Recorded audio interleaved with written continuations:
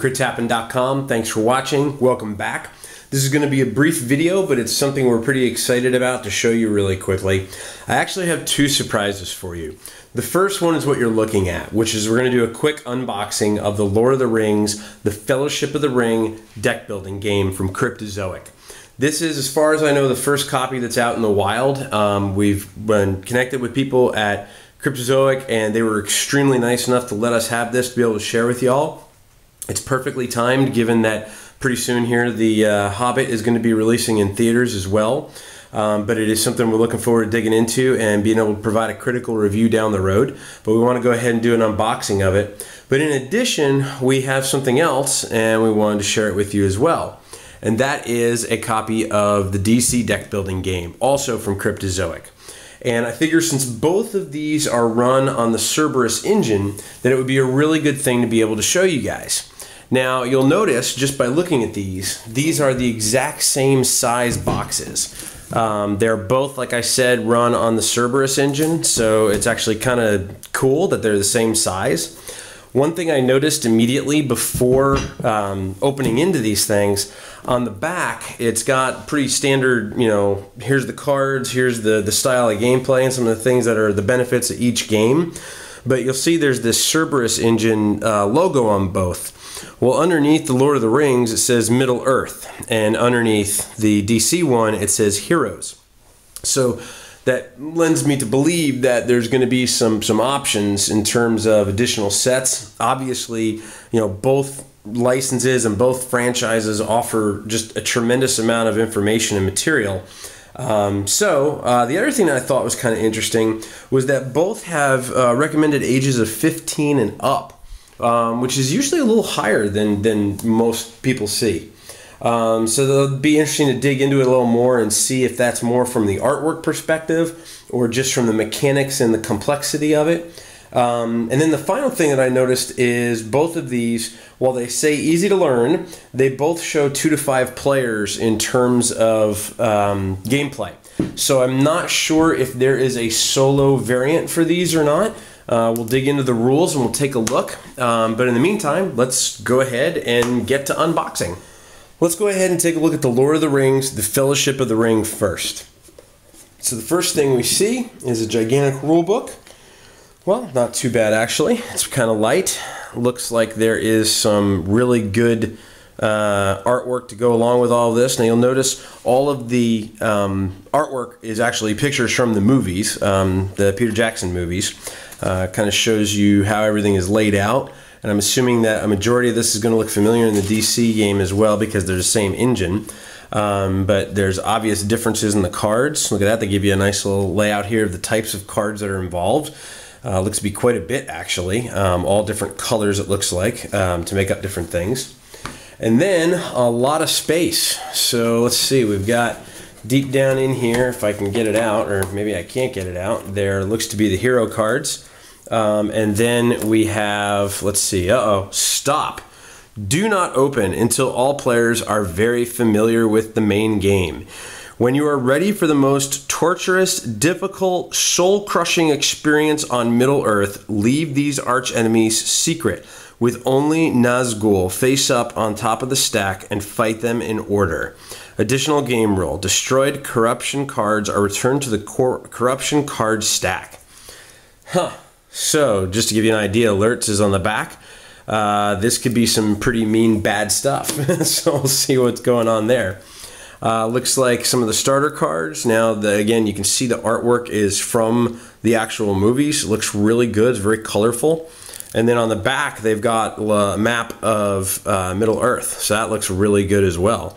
So that'd be interesting. I mean, that's something that, you know, they didn't put the Fellowship of the Ring as a back to it. It's something that can be used across Middle Earth. And again, the main cards will have that too.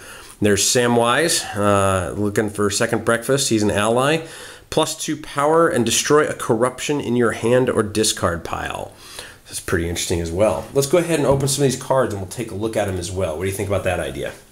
That's great, Tox. I love that idea. All right, let's take a look at some of the heroes. So we have Aragorn. He says you start the game with Aragorn's sword in your deck. We have Frodo. We have Gandalf. We have Legolas. We have Gimli. We We have Boromir, because one does not simply walk into a deck building game. And then Samwise. So a pretty good amount of heroes to choose from, all the major ones from the Fellowship of the Ring. So that's pretty cool. Very colorful again. Okay, now we have a whole bunch of additional cards in this game. And they're very colorful. So a little interesting. So like Samwise is a hero, but he's also a card in the game. But like Pippin's in here, you have Frodo Baggins, the Ring Bearer. So I guess different versions of them. So Bilbo, the Mirror of Galadriel, the Horn of Gondor. That's good. So lots of interesting things here.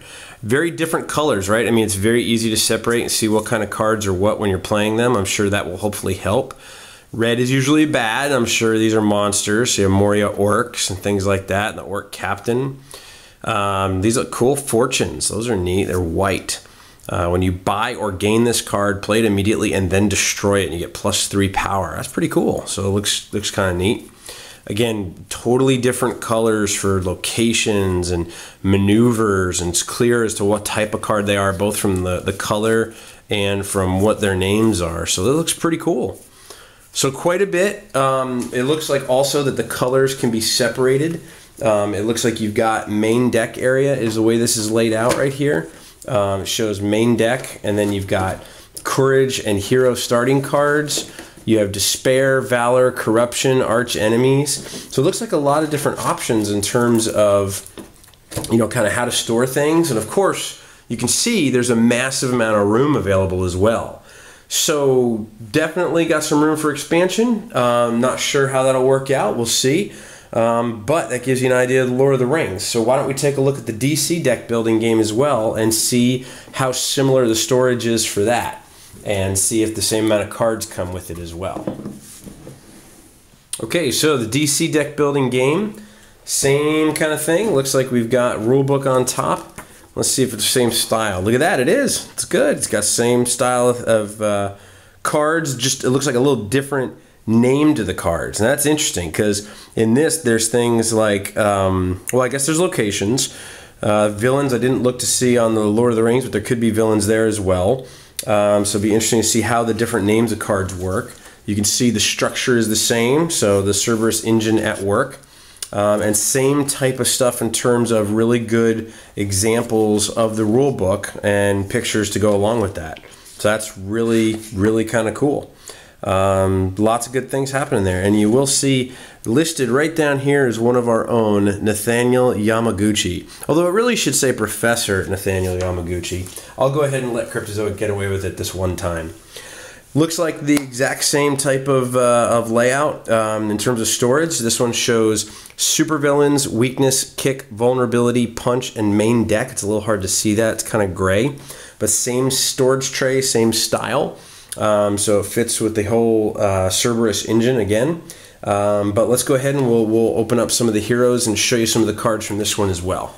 Okay, so in this one, and most of you may have seen these already, but we're looking at Batman, Superman, Wonder Woman, Cyborg, The Flash, Aquaman, and Green Lantern. In addition, there's a promo card for this for Martian Manhunter if you've pre-ordered from your local store.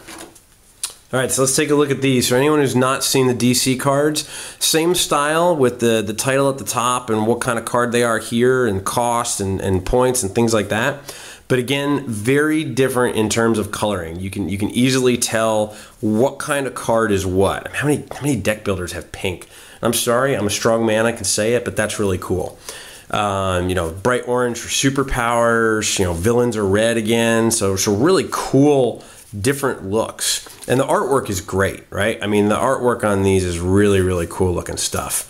Some of the superpowers. Look at heat vision. That's just, I still to this day wish I could do that with my eyes. So really definitively different style. Obviously being cartoon artwork and comic artwork here, and not the pictures from the movie like the Lord of the Rings. But it's pretty cool. I mean, that's kind of gritty, right? The Joker's mouth and just kind of nastiness. So it's pretty cool looking. So anyway, that's a quick unboxing of both the DC deck building game and the Lord of the Rings, the Fellowship of the Ring. tremendously would like to thank Cryptozoic. Cryptozoic provided both of these games to us to be able to put reviews together for you guys. I will try and get these up as soon as possible. Obviously, with the Lord of the Rings movie coming out soon, we would like to get that up as quick as possible. But that said, I don't want to scrimp on them. I want to make sure we put it through its play test, because with Marvel Legendary having recently come out, a lot of people are asking around this on the DC game. And then just with the engine, the Cerberus engine from the DC and different games coming out from Cryptozoic, we want to be able to put it through its paces and really understand, is it a good deck building engine? As some of you may or may not know, it only uses one resource. It only uses power. So that will be really interesting. If you haven't had a chance to see it, we'll put a link in this video. We have an interview with Corey Jones, the President and Chief Creative Officer of Cryptozoic from Gen Con this year, where he talked a little bit about that. But it's a really interesting concept, so I'm very interested to look at it and take a look and see what we think. But would like to, again, thank Cryptozoic for helping us out and getting us copies of these to bring to you guys so you can take a look. And any questions in the meantime, feel free to leave your comments here or questions here on the YouTube channel. Find us, of course, Facebook, Twitter, and Google+, at our homepage at critshappen.com. Until we see you next time, keep saving Middle Earth, keep saving the DC Universe, rolling those dice, and we hope they're all crits.